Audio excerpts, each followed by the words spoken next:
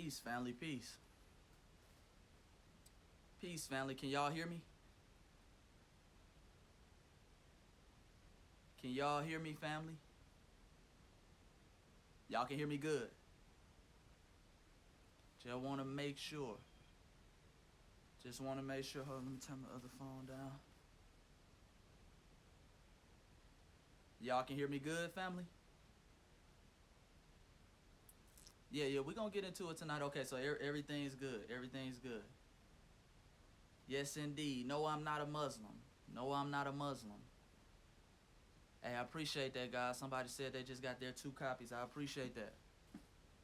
I appreciate that. Yeah, family, we're going to get into it, though, tonight. You know, we want to chop up some good game. I want to talk about, you said, okay, somebody said turn your volume up, please. No, I can barely hear you. Hold on.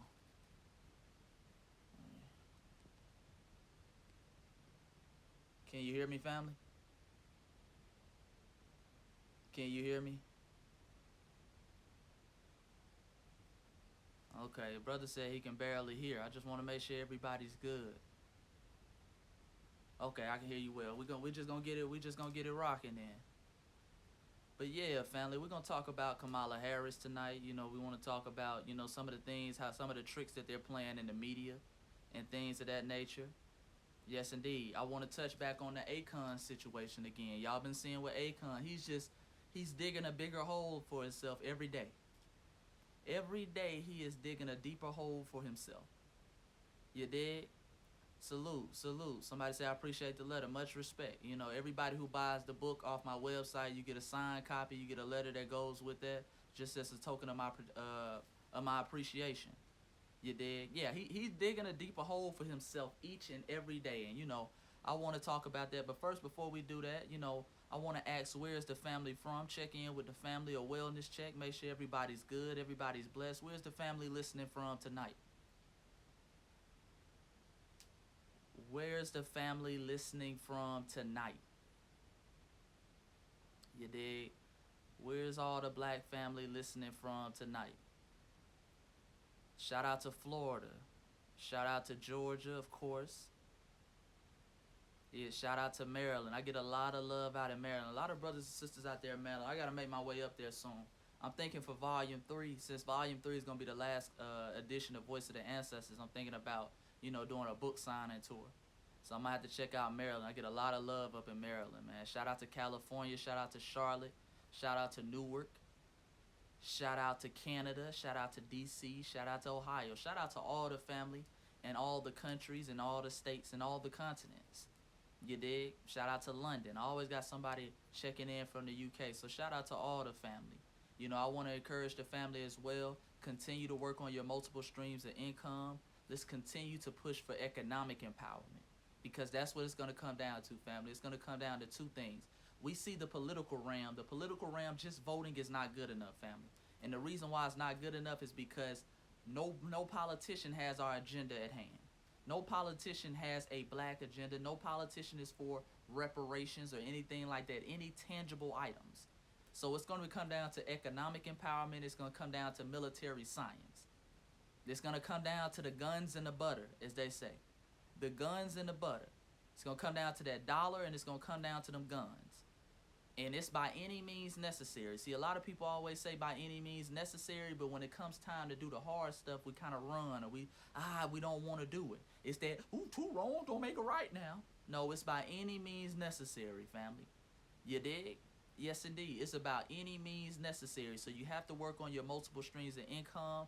I need the family invested in stocks. The stock market is doing very well despite the conditions that we're in with this whole corona thing going around in the economy. The stock market is doing very well. I need y'all to get on the Forex. I need y'all to get on everything. You dig? I need you to monetize your mindset. A lot of y'all have a lot to offer mentally, but you don't monetize it. I need y'all to monetize your mindset.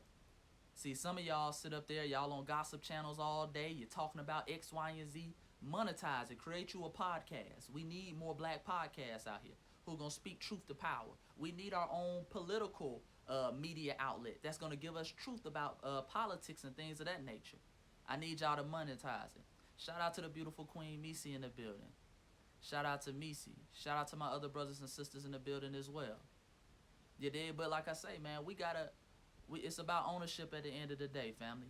It's about ownership at the end of the day. We gotta get to the bag, family. The days of being woke but broke are over. Just cause you woke and broke, them two don't mix together. You see what I'm saying, family? Having all that knowledge but being broke means you really ain't got no knowledge. Because it's not one African civilization you can go to. Because everybody like to talk about, the knowledge and the information. It ain't one African civilization you can go to that was broke. Our ancestors understood trade, they understood gold, they understood building an economy. See, that's something we don't talk about. Kemet had a flourishing economy. The Mali Empire had a flourishing economy. The Songhai Empire had a flourishing economy. The Olmecs, the Mayans had a flourishing economy. They weren't just powerful because of they had all this knowledge and they had all this knowledge and wisdom. No, they had an economy and they had a military. You don't last 3,000 years without having a powerful military and economy. You see what I'm saying? Those pyramids weren't built by slaves. Don't believe none of that. Those pyramids were built by well-paid workers. And we know that scientifically. You did? We know that. We see the graves of these workers and how well they were paid and the gold that they were paid. There weren't no damn Hebrew slaves that built the damn pyramids. Hell, you can't even, somebody that's a slave that doesn't have that knowledge can't even build something as complex as a pyramid. Those were well-paid workers. So we got to understand the art of economy. Black Wall Streets, we need those back. Absolutely. Yeah, absolutely. My brother 19 Keys blessed me with the crown. So shout out to 19 Keys. Now, I bought it from 19 Keys, by the way, because we support black businesses. I don't ask for no black business owner to give me nothing for free. So shout out to my brother. This is not the only crown I have. But yes, indeed, we pay for our stuff around here. You know what I'm saying? So shout out to 19 Keys. Shout out to all the black businesses out there. But, with that being said, let me touch on the Akon situation real quick again. I want to go back and touch on that. I touched on it last week.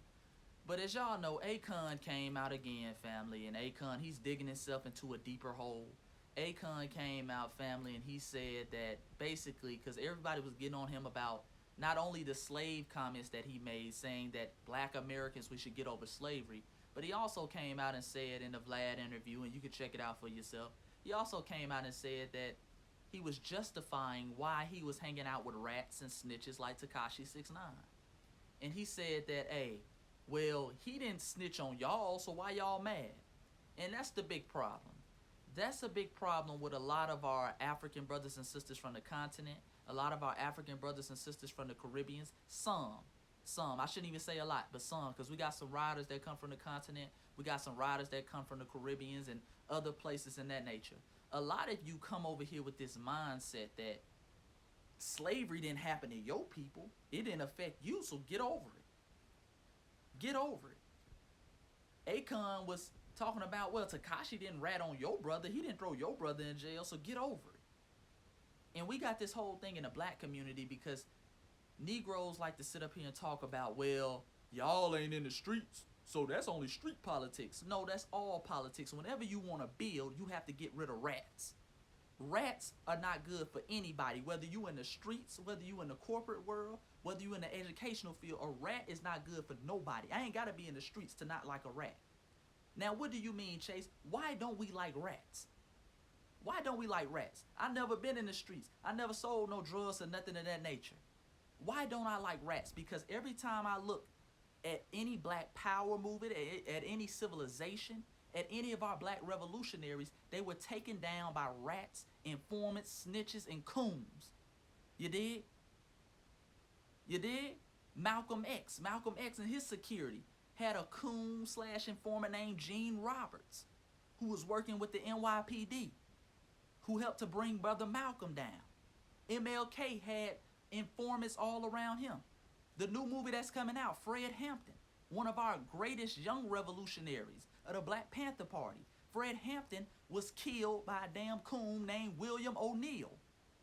It ain't about you gotta be in the streets like, that's just street stuff.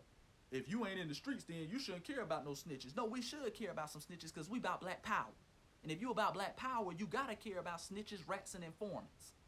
Because they ain't gonna let you build nothing. You see what I'm saying? Yeah, Fred Hampton killed by William O'Neill. That's what they making a movie. What's that new movie coming out with Fred Hampton? I think it's called The Black Messiah and the Judah or something like that. The Black Messiah and the Judah. But that's what that's highlighting. That's what informants do. Our brother Nipsey Hussle. Everybody loved Nipsey. Everybody loved Nipsey. Nipsey was killed by an informant / coon. Eric Holder was known to work with law enforcement. A rat, a scum. You see what I'm saying? He was killed by that informant, Eric Holder. And by the way, we need to pay attention to that situation in that case with the whole Eric Holder situation, because they've been delaying that trial. They've been postponing it. The other month, I believe last month, the prosecutor in the case didn't show up. So they've been doing all type of funny stuff with that. But we got a long history of informants tearing down Black Power organizations and Black Power movements. All type of informants. Remember the Black Panther Party? It was a dude in the Black Panther Party. I believe his name was Richard O'Keefe. But he was an Asian immigrant. He was supplying all the guns to the Black Panther Party. And he ended up being an FBI informant. This is why we don't like informants. It ain't got nothing to do with y'all ain't in the streets. Why y'all mad I'm hanging out with Tekashi? He didn't snitch on y'all. Y'all ain't in the streets. By that mindset, and let me tell you another reason why that mindset is dumb, Akon. Because first of all, Akon is trying to run around like he's about Black Power, and he's always talking about, hey man, y'all need to come to Africa and build up Africa so we can have Black Power in Africa and this and that. How we gonna have that, first of all, when you don't even respect foundational Black Americans? You don't even respect our struggle. You dig? And according to your mindset, we shouldn't care nothing about Breonna Taylor, because Breonna Taylor wasn't my sister. I didn't know Breonna Taylor. According to Akon's mindset, if it didn't happen to me, I shouldn't care about it. I shouldn't care about George Floyd or Eric Garner or Atiana Jefferson. Are you kidding me? What type of mindset is that? That's a coon mindset. That's somebody we can't trust. How we gonna move to Africa and you want to talk about this Pan-Africanism? Because Akon's, like I said, he's always talking about let's move to Africa. We can't trust you. We're gonna move to Africa in your city and trust you? Somebody who's known to hang out with rats and snitches and informants? Somebody who don't even respect the genocide of our ancestors? Stop. You crazy. You crazy if you think I'm finna move and get in bed with you. No. Somebody who condones the genocide of our people. Tell us to get over it. Nah, we ain't finna do that. Absolutely. Absolutely. Yeah, we gotta remember too, China owns Akon. That's a smart thing. Let me see if I can, hold on, family. Because I was just looking at that. Because we gotta remember, just for some receipts, remember Akon is the one that told us that he got $1 billion line of credit from the Chinese. This is back in 2016. And he's on video saying this. He got $1 billion line of credit from the Chinese. So we got to remember who be running these people. Who be putting the battery in the backs of these people. You see what I'm saying? That's why he don't care. Akon is somebody, he'll do anything for a check. That's why he's with Tekashi, by the way. It ain't got nothing to do with he's trying to justify, oh, well, he didn't snitch on you. And he's talking about, oh, well, Tekashi is, I talked to him and I don't expect that from him and this and that. Bruh, just be like, listen, I wanted the bag. Tekashi is somebody, he offered me a nice bag and I got with him. I'll respect that more. I wouldn't like it, but I'll respect that more than you trying to come out here and justify putting a rat and a snitch in your camp. When we have the long history and you're talking about building Pan-Africanism on a global level, we have a long history of rats and coons and informants taking down our struggle. So yeah, this is him. This is 2016. And now he's building the Akon city. If y'all don't know, that's in Senegal. I believe it's in Dakar. That's in Senegal. He has a whole bunch of private investors that's offered him $6 billion. Now, we don't know who those investors are. We don't know who those investors are. So we got to remember, this man he's owned by the Chinese. He's owned by the Chinese at the end of the day, family. He's owned by the Chinese. We got to start looking at who's putting the battery in these folks' back. Because he's just digging himself in a deeper hole by the day.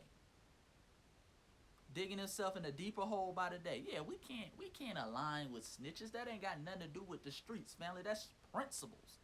Nobody, any informants or coons in your circle, if you serious about Black revolutionary and Black power, you should get these coons out of your circle. They will destroy your circle for money. That's Akon.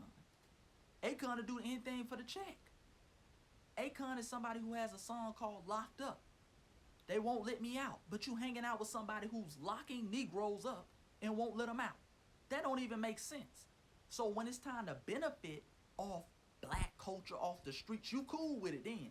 Oh, you cool with it. Yeah, you locked up. That's his most popular song. You dig? But now all of a sudden, oh man, 80% of people, 80% of Negroes snitch. So hey, why am I worried about a snitch? He didn't snitch on me. Oh, now the street codes go out the window. Stop. Just say you there for the bag, bruh. Just say you there for the bag.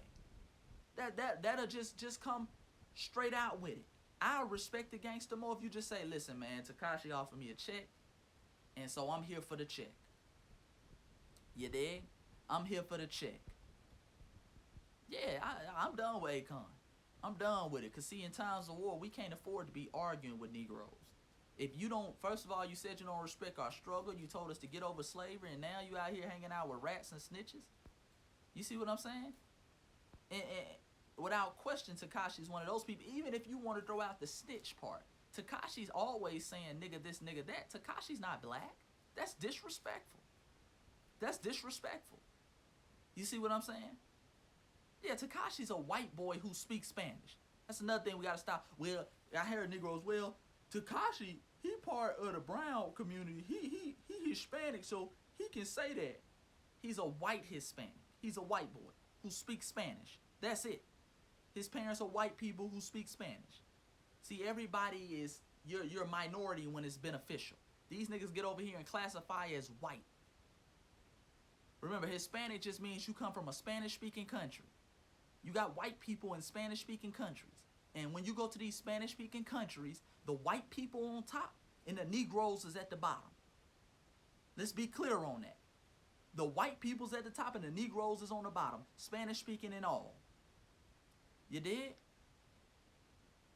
Yeah, we not gonna play, man. We not gonna keep playing with these folks who want to disrespect Foundation of Black Americans and want to play us like we dumb, talking about if it didn't happen to you, then get over it. Well, damn, we should get over everything then. I don't know. I didn't know Eric Gardner or anybody like that. I didn't know Malcolm X or Martin Luther King. I don't know any brothers in prison who've been unjustly tried by this white supremacist system. Maybe I should just forget about it. You did? None of my parents, I didn't know anybody personally who was a slave. Maybe I should just forget about it. How dumb of a concept is that? And you around here talking about black folks, black Americans, you just need to come back to Africa and hang out with you? Somebody who don't respect our struggle? Nigga, please. Stop playing, man. Stop playing at the end of the day. You dig? And let's get into this Kamala thing, and then I'm going to open it up for questions. Let's get into this Kamala thing because, you know, earlier in the week, family, I showed this. Let me pull it back up. Let me pull it back up, family. Now, earlier in the week, family, the Washington Post, they ran this article, basically saying that they're comparing Kamala Harris, because I know you can't see it because my screen is in the way. They're comparing Kamala Harris to Queen Nanny of the Maroons, and just another blatant display of disrespect, family. Just another blatant display of disrespect, comparing Kamala Harris to Queen Nanny of the Maroons. And one reason why this is a problem, for the obvious reason, first of all, Queen Nanny of the Maroons is one of our more rebellious and one of our heroes in the African community, the global African community. I'm not Jamaican, but we had the utmost respect for Queen Nanny of the Maroons. Is the screen freezing? Hold on, family. Can y'all hear me, family? It says it's freezing on this end. Can y'all hear me?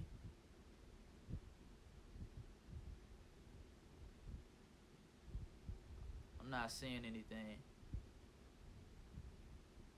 Can y'all hear me, family?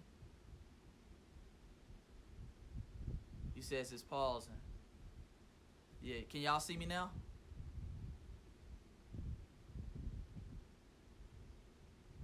Can y'all see me now, family?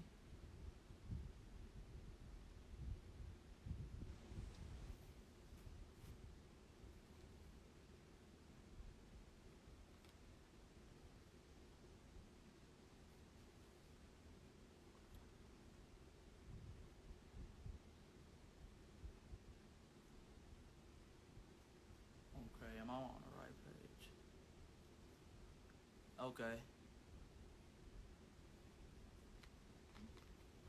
Can y'all see me, family? Can y'all see me, family? I'm on the right page. Can y'all see me, family? It's the Voice of the Ancestor page. Can y'all see me? Peace, God. Peace. Peace, Shay.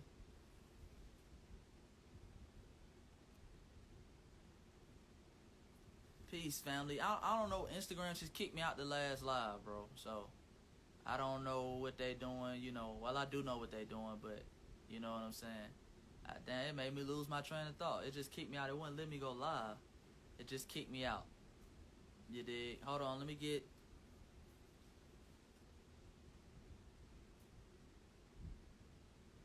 Okay, yeah. It was saying it had froze last time on my end, and it was pausing, then it just ended the video. So, and now it's not letting everybody back in here. Don't look like it's sending out the alert. So they probably put a little shadow ban on me. That's what it does when it shadow bans.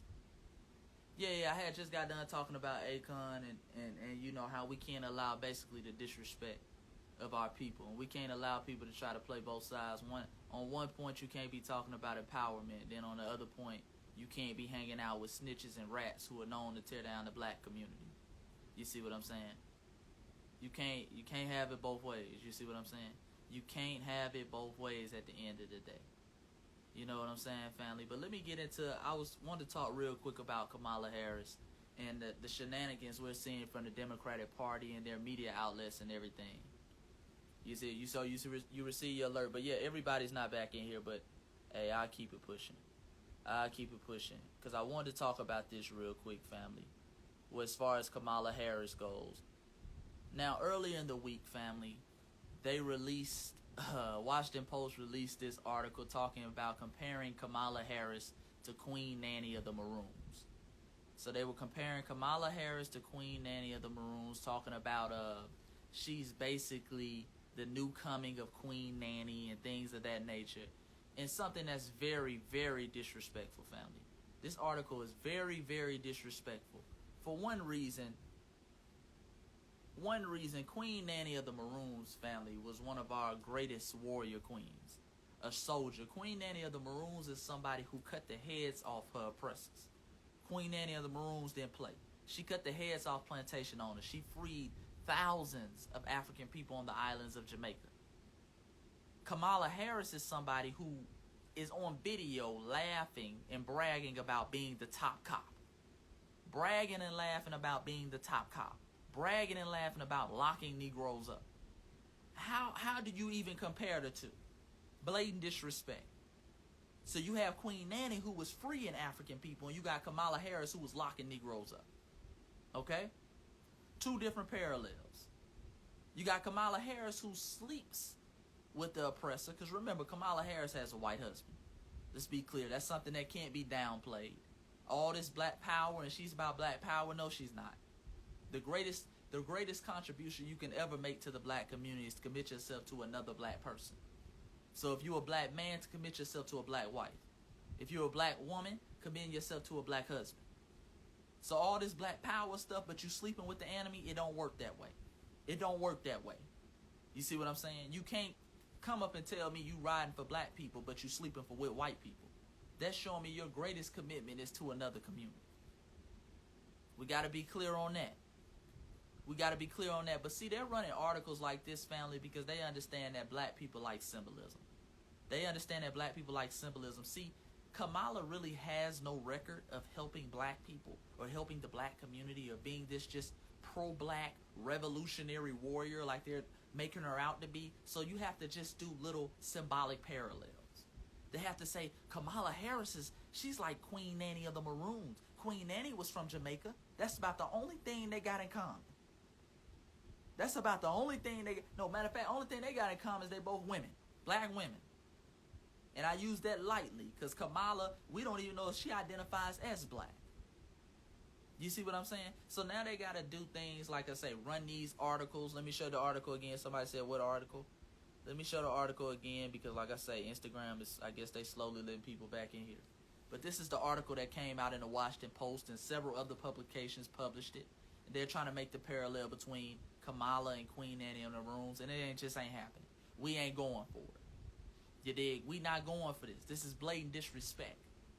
You got on one hand, and not to mention Kamala Harris, when we look at her lineage, when we look at Kamala Harris' lineage, she possibly goes back to Hamilton Brown, who was one of the biggest slave owners in Jamaica.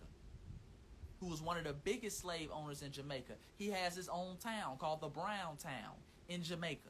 One of the biggest plantation owners. Kamala Harris's dad, Donald Harris, says their lineage goes back to him. Okay? He said their lineage goes back to them. Donald Harris said that. So I'm going by the words of her father. Look that up. Hamilton Brown, one of the biggest plantation owners in Jamaica. But somehow she's comparative to Queen Nanny of the Maroons. So while your family was enslaving Negroes, Queen Nanny was freeing them. How do you even compare the two, family? Just help me out. Somebody help me out. Help me see the comparison. Give me anything that Kamala Harris has done that is tangible to the black community. You dig? See, Kamala is somebody, family. Kamala Harris, and let me hurry up and say this because I know Instagram going to start acting funny again and they're going to throw me off. Kamala Harris is somebody who would do anything to win. And that's a dangerous person. She will be anything. She will say anything to win. And her history shows that. Remember, a couple years ago, in last year, they were bragging Kamala Harris about how Indian she is. She's Indian this, Indian that. She would be anything. Kamala Harris don't claim black unless it's something beneficial tied to that. So she had to get this, in order to get this nominee for vice president, she had to be black. Because they had to get the black voting blocks out. They had to get black women out. So she said, I'll be black now. And understand, that was instilled in her and her parents. Remember, let me show you something else. This is Kamala Harris's birth certificate. Now, if you look at box number 7 on the right-hand side, this is from Oakland, California. Kamala Harris's mother, she put her race as Caucasian. You got the dad who's saying they come from slave owners. He comes from some of that mulatto class in Jamaica. And remember, out in the Caribbeans, they have a heavy caste system in the sense that they put the lighter complected people on top and the darker complected people on the bottom. So you got the mother who's Indian, who's claiming to be Caucasian. Just self-hatred. This is Kamala Harris's mother. Kamala Harris's mother is darker than Kamala, but she listed as Caucasian. This is self-hatred. Because understand, in India, family, India is a fixed mulatto class. It ain't no lily white people running around India. India is a fixed mulatto class. A lot of them go back to the original Aboriginal people, those Negrito populations, small black people, those Jawa people, Andaman Islanders, things who populated India. Those Indo-Valley civilizations were black. They were black. Those Dravidians, the people they call Dravidians now, the untouchable, they were black. It ain't no lily white people coming out of India. But her mother listed as she put her race as Caucasian. So understand the self-hatred she was indoctrinated with growing up. She didn't claim black growing up. It was anything but black, unless it's time to be beneficial. Yeah, her mother is blacker than her. She's darker. I'm just talking about shade-wise. She's a darker shade than Kamala, but she's listing as Caucasian. So best believe, family, her whole life she was told she's not black. The whole life she was told she wasn't black. Because remember, and they use that term Jamaican lightly, but remember, Jamaican just means you're from Jamaica. It's hella Chinese people in Jamaica. Remember, the Chinese, they coming out talking about their Jamaican. You see what I'm saying? The Chinese own Jamaica. So they use that term loosely. Trust me, family, when she came up, she wasn't listed as black. They told her she was anything but black. Yeah, that's her mother talking about she's Caucasian. This is a Negro. She's a Negro. Okay? But that's what she put on the identification at the hospital. She made sure to try to claim some of that white blood. And then you got the father, like I said, coming from Hamilton Brown, some of that slave owner class out there in Jamaica. Let's be clear on that. Kamala is somebody who would do anything to win. She would do anything to win. Remember, if we look at the history of Kamala Harris, this is Willie, I believe his name is Willie Brown. This is Willie Brown. Willie Brown was a 60-year-old mayor out there in San Francisco that Kamala Harris was dating when she was 30. I only believe she was, I think she was like 28 or 30. She was dating this 60-year-old. In order to get her ram in politics, shortly after this, he put her on a medical commission out there in San Francisco. That's how she got started in politics. So she's somebody, again, who will do anything to win, family. I need y'all to understand, these people are very dangerous. They will say anything, they will do anything to win. She was dating him. I believe his name is Willie Brown. Let me, I had it in my notes. Let me look at my notes real quick because I want to get the name right. So y'all can look it up for yourself. Yes, Willie Brown. His name was Willie Brown. She was 28 when that happened. She will say and do anything to win. That's how she got started in politics out there in the San Francisco, Oakland area. She was dating a mayor and he set her up in a nice little position. And she was on the San Francisco Medical Commission out there in California. Look that up. Say and do anything to win. That's Kamala Harris. Remember, Kamala Harris in 2003, she adopted the name He Jianli. She needed the Chinese vote, family. Y'all, I mean, it's funny, but y'all would think I'm lying. Kamala Harris adopted the name He Jianli in 2003 because she needed the Chinese vote. She will say and do anything to win. This is a dangerous person.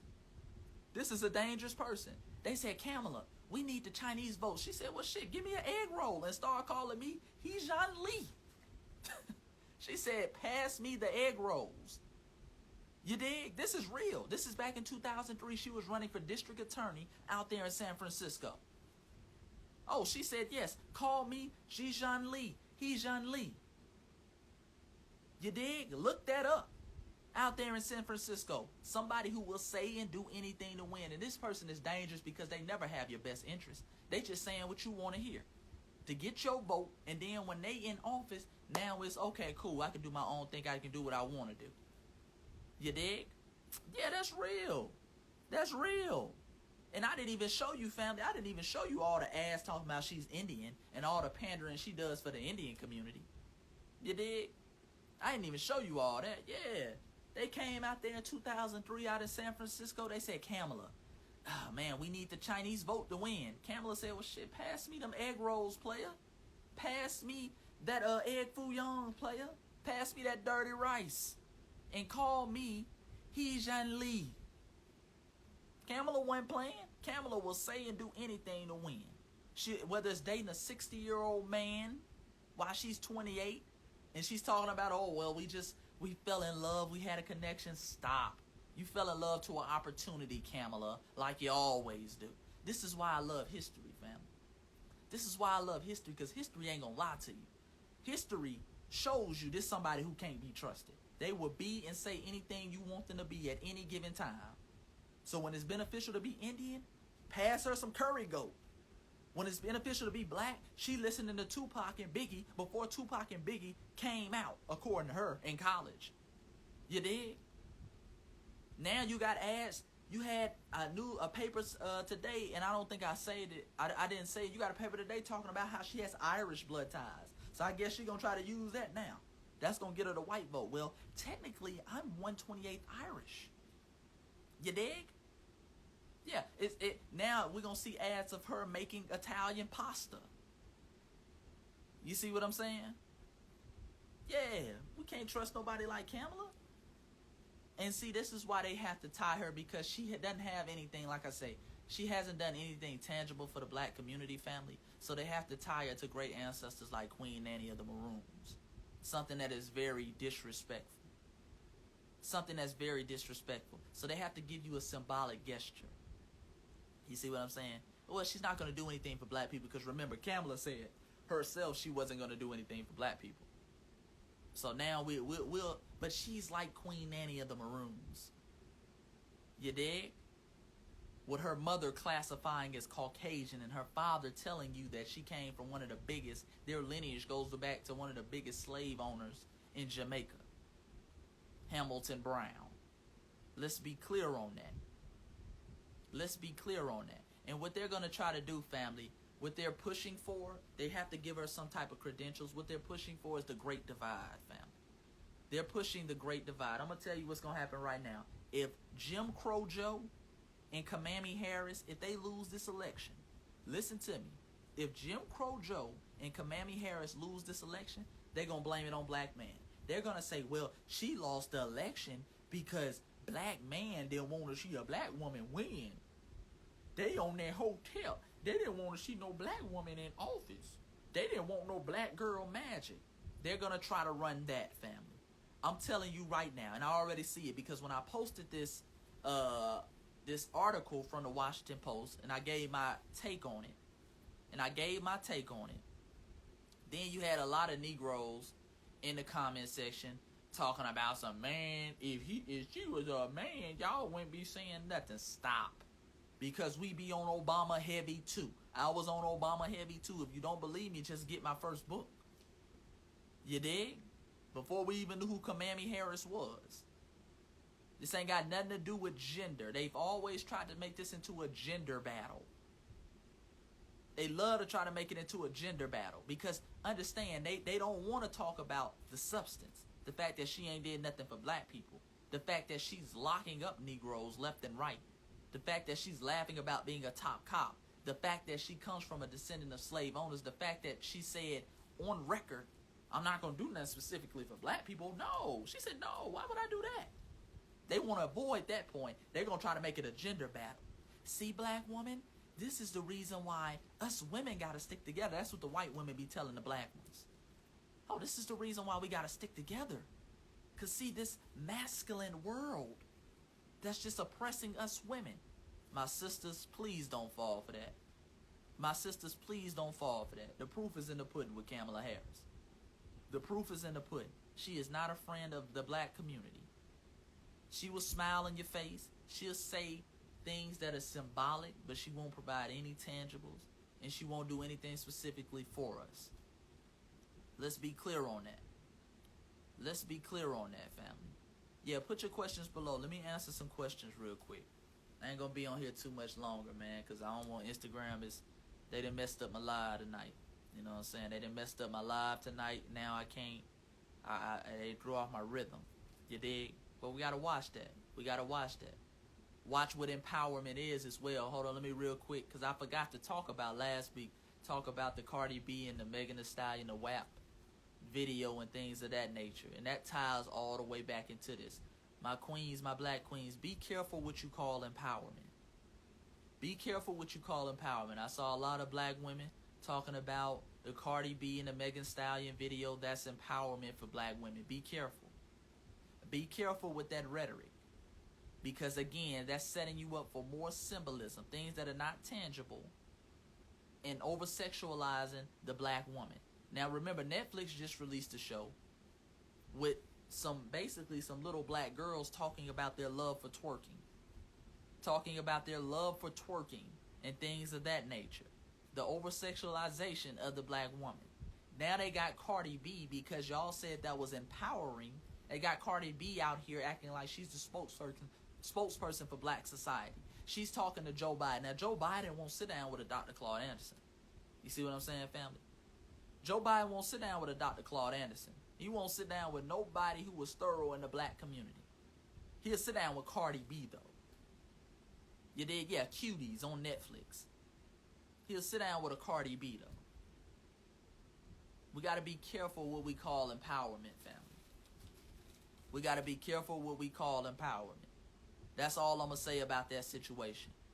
Now, if you want to do what you do, I listen to some music that might be considered gangster rap or vulgar, things of that nature. But I'm never going to confuse that with empowerment.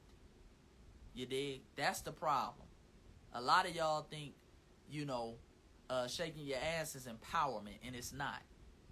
And when you call that empowerment, they take the people who is spreading that music to you and make them your spokespeople.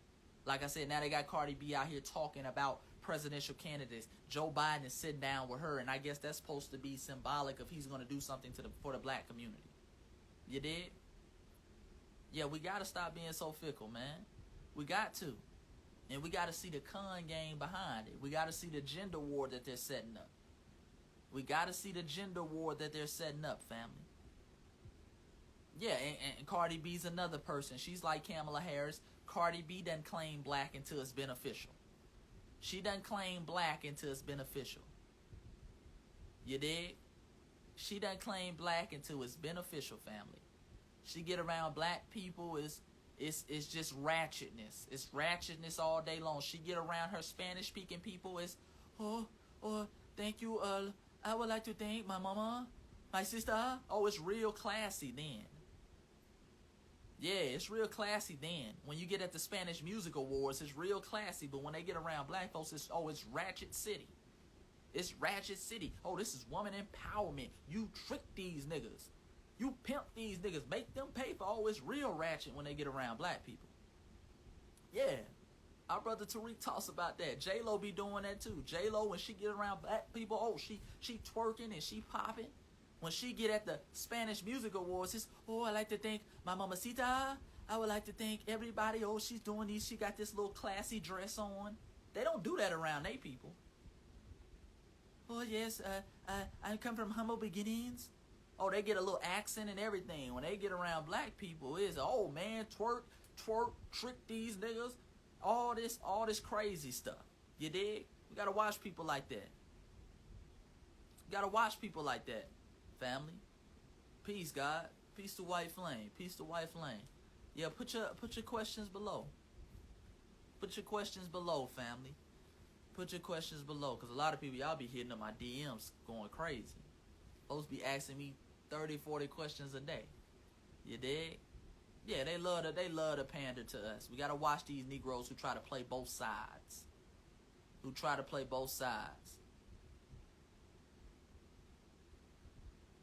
Yeah. Shout out to the Queen Nina Style. Yeah, man, they messed up my Instagram tonight. They kicked me off the first one, so you didn't really miss nothing. But as soon as I got going in the first one, they cut it off and wouldn't let me back on. So I had to log out, turn off my phone, do all that type of stuff. You dig? Just put your question below, brother. I don't really like adding people, because when I start adding people, then people get on here, you know what I'm saying, trolling and stuff like that. Not saying that you a troll, brother, but just put your question below. Absolutely. Yeah, watch out for the Democrats. I told black people last time, black folks don't have no friends, Democrats nor Republicans. We don't have no friends, family. And I want us to be clear on that. I'm not voting for either party. Neither party will get my vote. Neither one will do anything for black people, so that I'm not giving my vote to either one. I'm not choosing between the best slave master. I didn't run away from the plantation. I didn't overthrow the plantation to get a black master. You dig? Because what Trump and Joe Biden is Jim Crowism or it's slavery. Jim Crowism or slavery. You dig? Why is it we beefing black women and man? We not beefing. We not beefing with black women and man. Well, first, are you asking, like, why do they try to play that dynamic? Or are you saying, why are black men coming after black women? I don't feel like black men are coming after black women. And we got to be careful with the media narrative as well. Because, see, they'll show you the brother with the white wife, and they'll portray up the Kamala Harrises of the world with the white husbands, but they don't show you the 80 to 85% of all black men and black women who are married to each other. You see what I'm saying? They'll show you, they'll portray the hell out of the 10% and the 15%. You did? So we got to be careful, you know what I'm saying, with what the media shows us. You got to be careful with what the media shows us. You dig? But yeah, they're going to try to play that up. That's their only option. That's the only option to make it about gender. Because Kamala Harris, they can't defend her record. Oh, you saying, why are we beefing with each other? And listen, family, like I said, that's a long game. We beef with each other because the mainstream dominant society forces us to beef with each other. they make each other our own worst enemy. Just for example, I was telling the brother the other day, they were saying that black women are most unprotected and disrespected women on earth. I agree with that, and we got to do better as black men. However, they won't tell you that the reason why is because systematic white supremacy that created this. The over-sexualization that you see of the black woman started with white supremacy. You see what I'm saying? When they were bed-wenching our sisters.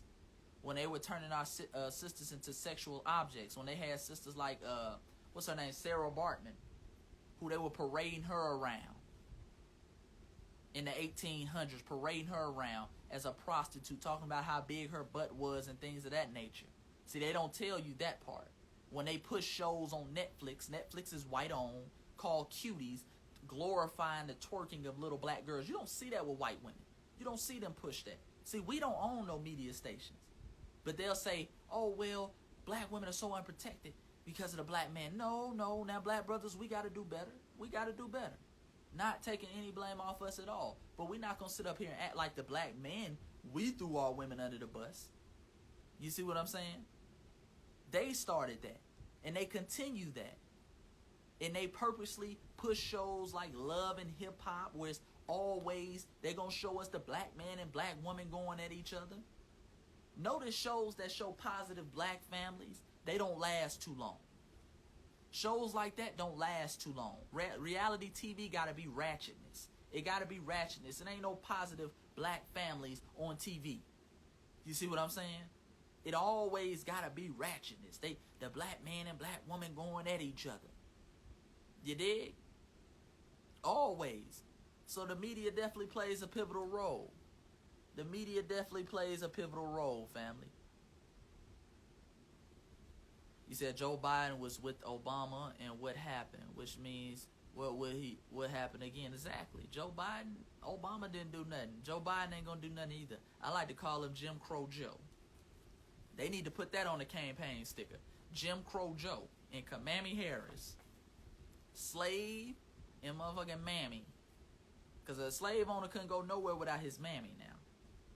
You dig? Yeah, we got to get on him. We get on her based on the history. It ain't got nothing to do with her gender. If Kamala Harris was a black man with the same resume she had, trust me, I'll be sitting here right now talking about him and what he's done to his people and calling him a coon as well. You dig? So it ain't got nothing to do with gender, family. Shit, I got a section in my book called The Black Woman is God. I mean, it ain't got nothing to do. I got the utmost respect for the black woman. And I put that in my writing. That's something I'm on record standing besides. But we're not going to let you hide behind your gender. We're not going to let you hide behind your gender, and every time people want to critique you and go at you, then you, because I'm a black woman. Stop. Yeah, TikTok. You know, TikTok is Chinese owned as well. We got to watch them. They Chinese owned as well, and they kick a lot of, I've seen a lot of brothers who kind of have the same type of content I have, the conscious content, they get kicked off of TikTok as well. So TikTok, they put a ban on my page quick. I only had like 20 followers on TikTok. I was on TikTok like a week and a half, and they already put a ban on my page. I think it's uplifted now, but I just don't go on there no more. So understand, it's the same type of content. That's why we got to get into ownership. Owning our own social media and things of that nature. You dig? But if you check the Shade Room comments, most of the comments is black women tearing down brothers, saying everyone is sweet or not fine enough, has many kids and Shade Room. Yeah, you know, we can't pay attention to the sites like the Shade Room. You know what I'm saying? We can't pay attention to sites like the Shade Room. Shade Room is known to, they'll run the gossip sites, or they're run by Nigerian immigrants, from what I believe, from what I've seen and people I've heard. But they'll run sites that are downplaying foundational black Americans. They'll run up a lot of those gossip, negative stories. Ooh, X, Y, and Z just filed for divorce. X, Y, and Z just got into a fight in domestic violence. But then when it comes to their home country, when it comes to stories about Nigeria, it's all positivity. I don't like that either. A lot of these stations and media outlets run by immigrants, like that DJ Academics. He's another one. DJ Academics, he's always saying something negative. He's hanging out with Tekashi too, but he's from a foreign background. So whenever it comes to black Americans, it's Chirac and we got to shoot each other up. That's all they spread of that. But when it comes to their home country, it's, I just donated $10,000 to the housing development in my country. It's all that type of stuff. It's all positive stuff. They don't keep that same energy when it comes to their homeland. They put some respect on their homeland. You dig? So we got to watch sites like that as well.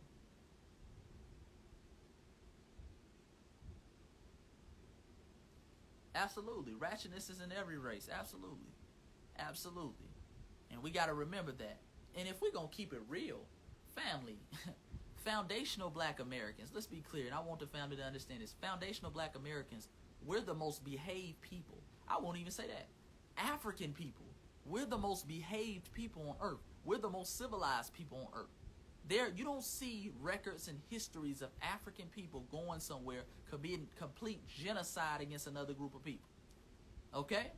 They love to talk about foundational black Americans. Chicago. Oh, Chicago is so bad in Chicago. Nigga, go down there to Mexico. It's whole cartels running the government. It's whole cartels killing people. Sinaloa cartel and all that. El Chapo running around assassinating presidential candidates. Go down to Colombia. You had Pablo Escobar assassinate presidential candidates. He was running the town. See, other groups, they don't want to start with that. See, that's why they come over here and want to act like, oh, you black Americans, you're so uncivilized. You're so ghetto. You're so ratchet. Then you go to their home country and they killing little kids for a damn sandwich. They got prostitution rings everywhere. The governor officials super corrupt. They don't want to start with that. Remember, those white immigrants, the Irish, when they came over here in the 20s, they started the gangs in America. Gangs are a white thing. We think gangs is Bloods and Crips and things of that nature. White people invented gangs. Remember, in the early movies, you got a great movie called Gangs in New York. White people introduced us to gangs. In fact, the reason why we started gang banging was to defend our communities against those white supremacist gangbangers, the Irish and shit who came over here. That's why you had brothers like Bumpy Johnson and Queenie who were defending Harlem against the Italian mafia and those gangsters. And those Dutch immigrants who came over here terrorizing the black community. We had our own number system. We were running stuff. You see what I'm saying? We had to defend ourselves, so we had no choice but to gang bang. Because the cops weren't going to defend us. The cops is nothing but organized gang banging activity. So that's the reason why we set up gangs. Remember, Crips and Bloods, they start setting up gangs. These are offshoots really of the Black Panthers. After the Black Panthers were taken down by COINTELPRO, you had a lot of brothers like Bunchy Carter who were gang members, who were also members of the Black Panther Party. These were offshoots of the Black Panthers. They were about revolution. Remember, Crip stood for Community Revolution in Progress. That's what Crip stood for. You see what I'm saying? So these were revolution organizations. But what happened is, when COINTELPRO happened, they started taking out the elders in the community, the Huey P's, and other people started moving different routes. So now you had the youngsters who had no job, who had no knowledge. So now it's about gang banging now. It's just about drugging and all that. Yeah. Look up the early days of gang banging. First of all, the early gang bangers were white.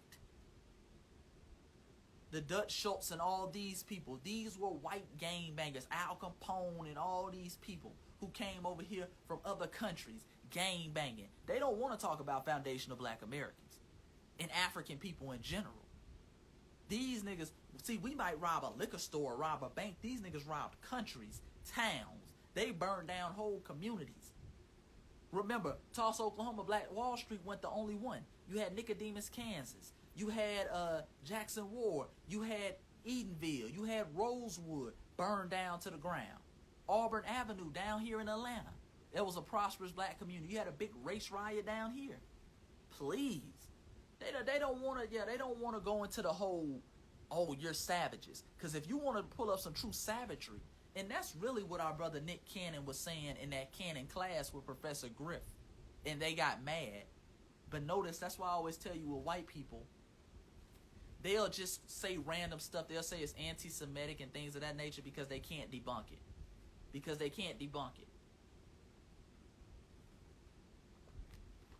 Yeah, they can't debunk it, family. So they'll say just little random stuff. Oh, it's anti-Semitism, but they'll never say what did he say that was anti-Semitic. And see, Nick Cannon was talking about the true savages, and he was talking about what they were doing in Europe and how they were eating each other and things of that nature. And all the civilizations they burned down to the ground.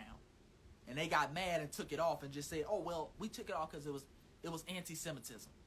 What was anti-Semitism? I'm white and I say so. That's the whole point. You dig? Yeah. Gotta be clear on that. Yeah, look at those early gang members and bangers. They don't want to talk about gangsters. Do Africans really love African Americans? I don't think so. I think majority of our African brothers and sisters do love us. I think it's a miseducation process. Remember, in Africa, they don't learn about slavery or what we went through. Many of them don't. And I know many African brothers and sisters, they'll tell you, we didn't know. We just thought y'all were already over here. That's what they'll say. They'll say, we don't know how many of you got over here, things of that nature. They know we're the original, so they say, well, it's African people everywhere. But they don't know about the history. Just like many African Americans don't know about the colonialism that happened in Africa. They don't know about how the Berlin Conference and how they split up Africa. You see what I'm saying? They don't know about that. So we got to understand it's two dynamics on both sides. A lot of it's miseducation. But most African people that I meet here in America show love. But we got to still call out the coons. I'm talking about the coons of the group. The Acons who want to come over here and disrespect. Because, see, these are the people that they prop up. They don't prop up the African brothers and sisters like Godfrey. He's a descendant. He's from America, but he's a descendant of Nigerian immigrants. But he shows love to Foundation of Black Americans. He shows love, and he's very respectful. And we salute him for that. You see what I'm saying? They don't show brothers. They don't hold brothers up like that. They downplay him. You see what I'm saying? So we got to be clear. We got to be clear. And that's a part, remember, that's a part, what was that thing called? It was called, man, I can't remember. It's a memorandum. It's called the National Memorandum, the National Security Memorandum. I forgot which it was called, but it talked about not allowing Africans in America to link up with Africans from the rest of the diaspora and in the Caribbeans and things like that. I forgot what it was called. I think it dropped in like the 70s though. See what I'm saying? Yeah, so they took all the resources to the suburbs when we moved out the South. Absolutely. Absolutely. Absolutely. He said they chased my grandfather, my great-grandfather out of Lincoln, Georgia. Absolutely. They were known to do that. In fact, well, my parents, for example, my parents are from Greenwood, Mississippi. Greenwood, Mississippi has an interesting history. Greenwood, Mississippi is where many of those Tulsa, Oklahoma Black Wall Street residents came from. They were ran out the South due to the Klan and things of that nature. So they were ran out the South and they had to move to Tulsa, Oklahoma, and that's where they set up Black Wall Street. Remember, Black Wall Street was called the Greenwood District or the Greenwood neighborhood because a lot of those people came from Greenwood, Mississippi. So they had to set up shop elsewhere. So that happened to a lot of us. They ran a lot of our ancestors. That's why Chicago always got South ties. It's hella people in Chicago. Ask anybody in Chicago. Ask their grandmother, great-grandmother. Oh, yeah, they from Mississippi. Yeah, they from Alabama. They from the South. They fled up there. You see what I'm saying? They fled up there because of the hatred. The hatred that was going on in the South. And white supremacy looked different up in Chicago, up in the North. Because understand, there was still Klan and white supremacy in the North, by the way, family. It just looked different.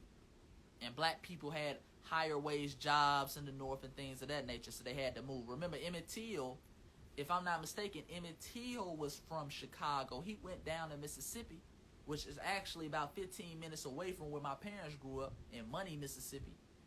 That's where he got hung. But they were from Chicago. So a lot of those Chicago people have ties back to Mississippi. A lot of California people as well. A lot of us fled the South. A lot of us fled the South, family. Yeah, I'm going to say this live. Absolutely. I'm going to say this live. Make sure you go follow my YouTube page, subscribe, and hit the bell icon on my YouTube page, Voice of the Ancestors Chase. Voice of the Ancestors Chase. That's where I'm gonna put this live. In the first 20 minutes of the other live when I was talking about Akon. You dig? I'll have that up by tomorrow. So Voice of the Ancestors Chase. Make sure you go subscribe and hit that bell icon.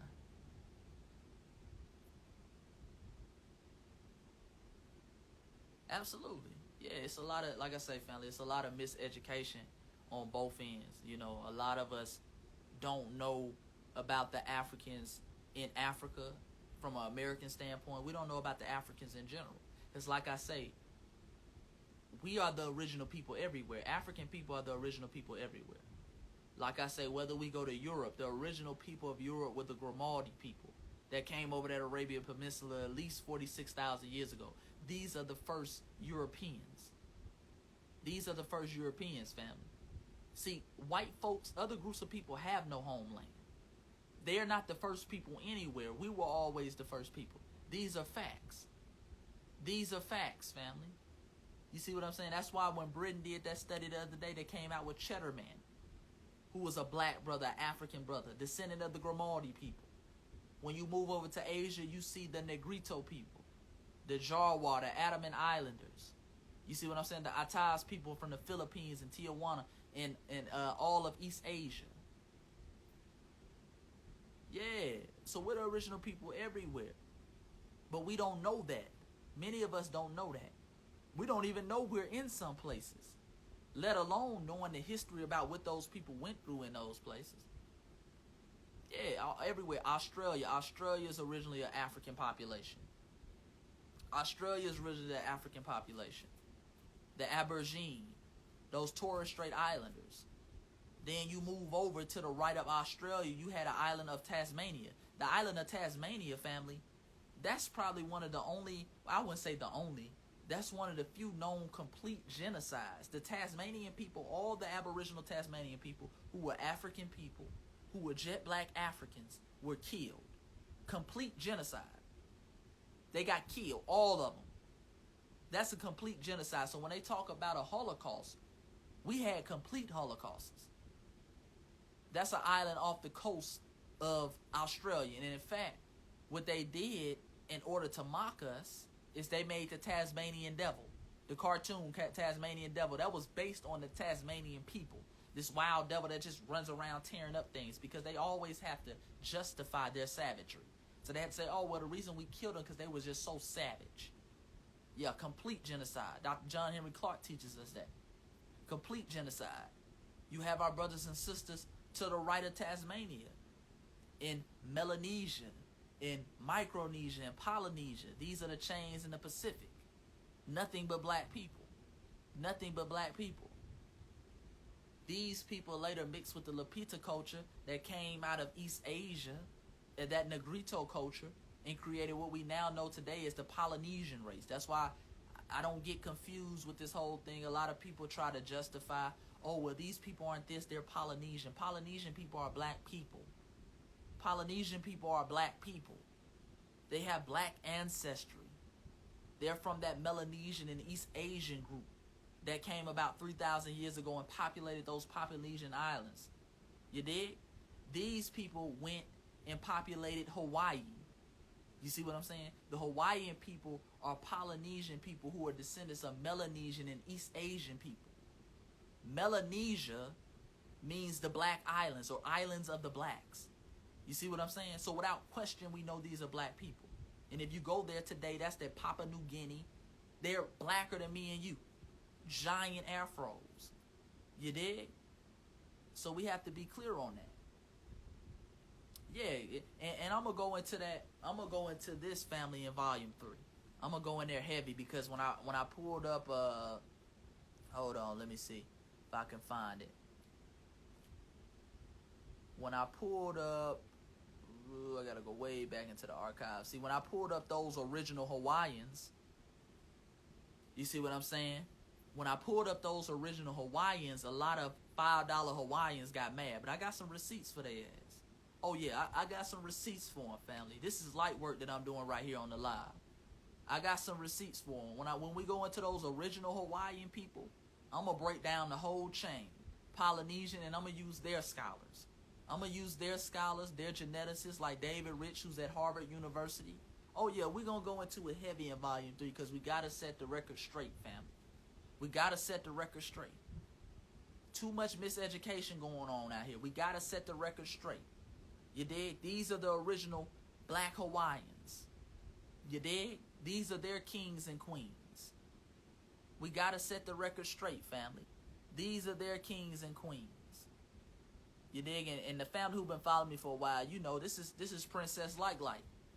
This is Princess Light Light, one of the last princesses of Hawaii, one of our black sisters. So you can clearly see the Melanesian blood that's in her. Okay? The Melanesian blood, you can see it in the hair, you can see it in the facial features. Because other people like to play dumb when we say the original Hawaiians were black. You dig? The last royal family, if we're going to be specific, this is the first king of Hawaii. This was painted by Louis Corus. Louis Corus was a French-Russian painter. He was a renowned painter of his time. He painted, this is King Kamehameha, the first king of Hawaii, the first king of the kingdom of Hawaii. Clearly a black man. Clearly a black man. I think he painted this in about 1818, I believe. You dig? One of the first kings of Hawaii. The first king of Hawaii, I should say. So we're gonna get into this. This is another painting by Louis Corus. He painted the inhabitants. He saw them. So we're going to get into this. So this is that Melanesian. These are the original Polynesian people that populated the Hawaiian Islands. But these are the Polynesians they show you today. These are the original Hawaiians they show you today. And that's why we got to make sure that we jot down our scholarship and we correct the wrongs. You see what I'm saying? This is why we got to jot down our scholarship and correct the wrongs. Because, see, we can't allow this. Because 100 years from now, they're going to be trying to tell us that all the Aboriginal people, they're going to be telling our children, every original people of every island was light-complected. And that's BS. That's why we gotta write our scholarship down, family. We got to write down our own history. We got to write down our own history before you got damn Sue Young and John portraying themselves as the original Hawaiians. We can't allow it. We can't allow it. Let me get back to myself real quick. Let me answer a few questions, then I'm going to get out of here, family. I'm going to answer a few questions, I'm going to get out of here. Make sure you get volume 1 and 2 of Voice of the Ancestors right now. Go get that tonight, family. The link is in my bio.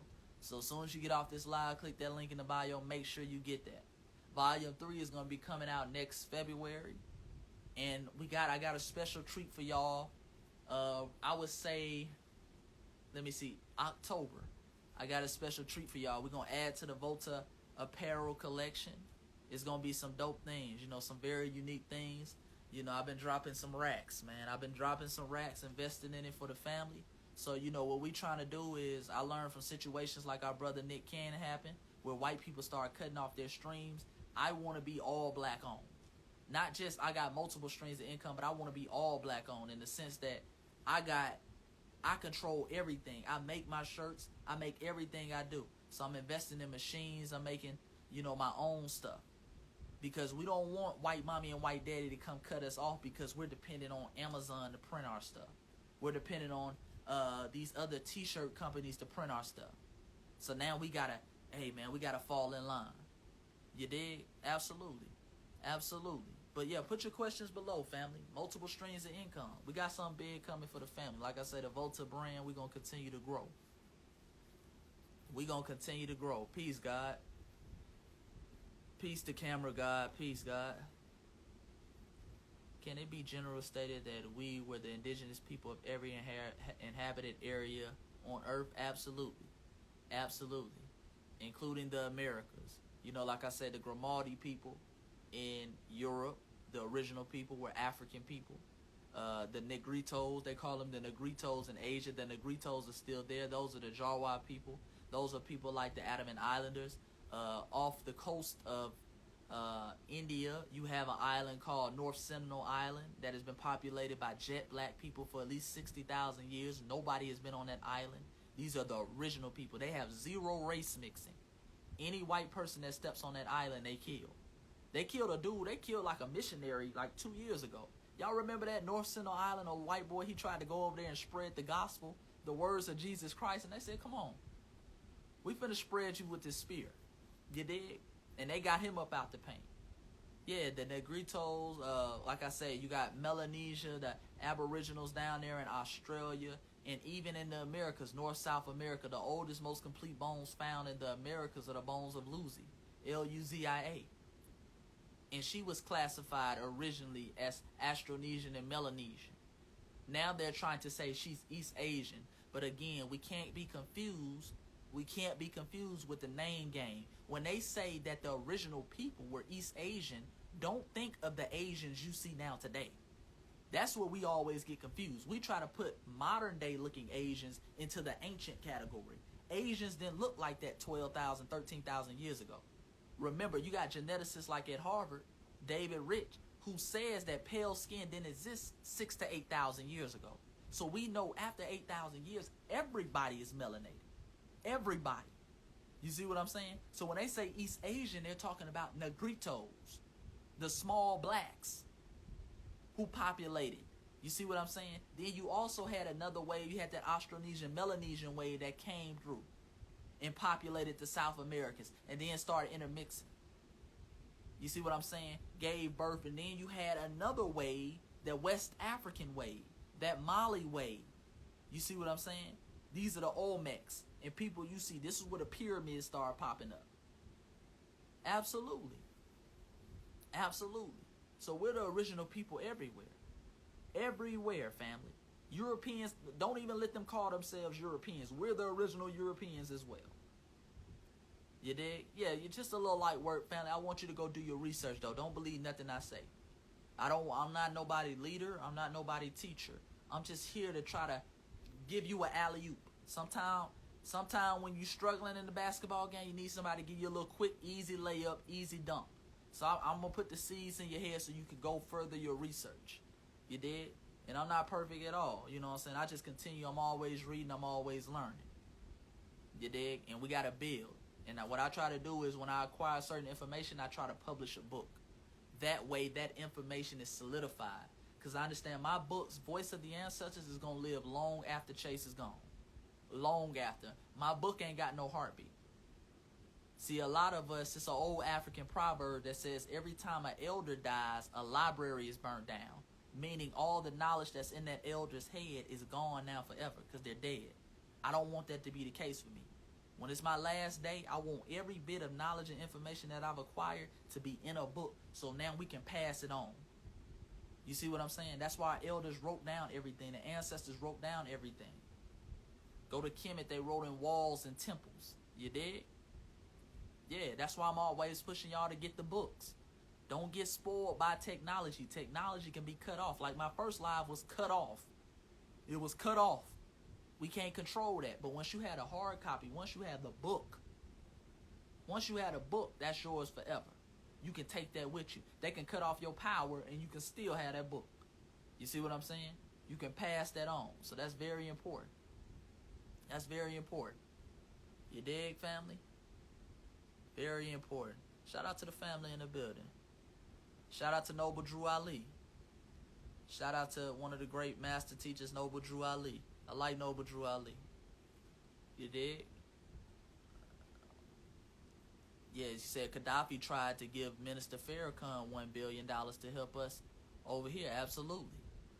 Absolutely. And the government wouldn't allow him to take that. Gaddafi was trying to do some big things. Gaddafi was really on the Pan-Africanism. Gaddafi was trying to, he was going to add blacks from the diaspora, from the Caribbeans. We were all going to be under Africa's umbrella. He was going to put them on one currency. They couldn't let that happen. So they made up a story. By the way, that's Democrats. The Democrats and Hillary Clinton, they made up a story. He was over there killing his people. You know how white people, they're always lying. Always lying. And they went over there and murdered Gaddafi because they said he was committing human rights violations, which is funny because the United States, if anybody should be bombed and killed for human rights violations, it should be the United States. I'm just speaking, FBI that's listening. I'm just doing a comparative because I know the agents are on here now. I know the agents on here. You dig? if we're going to go by your standards of human rights violations, if you're going to say Zimbabwe has to pay $3.5 billion to white farmers for human rights violations, what do you have to pay to black Americans? Because you've been doing it 400 years. You dig? You've been doing it 400 years. Absolutely. 35, yeah, absolutely. Shout out to the great ancestor, Dr. Ben. Dr. Ben, tremendous scholar in our community. Tremendous scholar in our community. They trying to hide our history, and Kimmy Halls need to get to Egypt before they absolutely. We got to start traveling, family, and that's something I'm going to put an emphasis on as soon as we get out of this corona. I'm going to definitely start traveling. I want to travel to the Caribbeans. I want to chop it up with some of my Caribbean brothers and sisters and create pipelines. That's another thing. We're not just talking about traveling, family. When you travel, we have to connect, and we have to create pipelines. You see what I'm saying? And different things. Okay, when I go to Ghana, you have a lot of gold. Let me look at investing in gold. Let me look at, I believe Ghana have a surplus of bananas, of cocoa. Let me see if I can bring some of that to the American market. You see what I'm saying? They have a lot of bananas and things like that riding on the ground because it has no market to flourish in. You see what I'm saying? The Congo, a lot of coltan. Congo is one of the richest pieces of land on the face of the earth. Yet it is the poorest country economically. That doesn't make any sense. Let's see if we can try to set up some pipelines through that. So not just going on vacation and sitting back and chilling. Yeah, we're going to do that too. But creating avenues and pipelines. You see what I'm saying? Doing business when we go over there. Creating connections. So just in case if some get hot, if white folks over here say, hey Chase, we're going to cut you off. You can't do this and that. Well, I got resources elsewhere. You see what I'm saying? I got land in Jamaica. I got farmland in Jamaica. I got houses in Haiti. Just having different things, family. Just having different things. Absolutely. Yeah, we got to learn different languages as well. We got to learn different languages as well. I think I want to take Spanish classes. Because most of our brothers and sisters, especially in South America, speaking Spanish or French. So I think I want to take some Spanish classes here soon. Yeah, put your questions below. Put your questions below. I'm going to be on here about 10 more minutes, and then I'm going to get off, family. I know I keep saying that, but when I get to talking, I'm going to be on here about 10 more minutes. Put your questions below, family.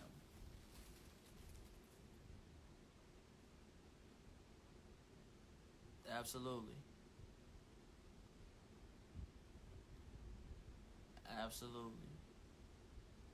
Well, we ain't got no questions. I'm about to get off then, family. The video about to end anyway. You dig? But like I say, family, make sure that you go get Voice of the Ancestors Volume 1 and 2. Make sure you go get that ASAP. I appreciate all the love and support. Click that link in the bio. Go right now. Subscribe to the YouTube page. Even if you already got the book, make sure you subscribe to the YouTube page, Voice of the Ancestor Chase. I'm going to play the whole live tomorrow just in case you missed something, because I understand people coming in and out. You know what I'm saying? People coming in and out. So make sure that you subscribe to the YouTube page, Voice of the Ancestors Chase. Voice of the Ancestors Chase. Make sure you go do that, family. Make sure you go do that. And if I missed your questions, just DM me. Shout out to somebody said the book is fire. Shout out to you, God. Somebody said the book is fire. You know, absolutely. The proof is in the pudding. The proof is in the pudding. You know, we still ranked top 200 on Amazon. Kindle book was ranked top 100. You know, and the book has been out a year, volume 1. So make sure you check it out. You're missing out, family. And by the way, family, too, real quick, I'm going to start going live on Wednesdays, too. So on Wednesdays, I'm going to do a Q&A. I'm going to start trying to go live for y'all more because people are always requesting it. On Wednesdays, I'm going to do a Q&A, and then I'm going to go Saturday, and we're just going to review the week. Talk about, you know, everything that's going on. You did? So be on the lookout. On Wednesday, I'm going to go live again, and Saturday, I'm going to do like a full live. You did? But until next time, family, peace and black power. I'm out.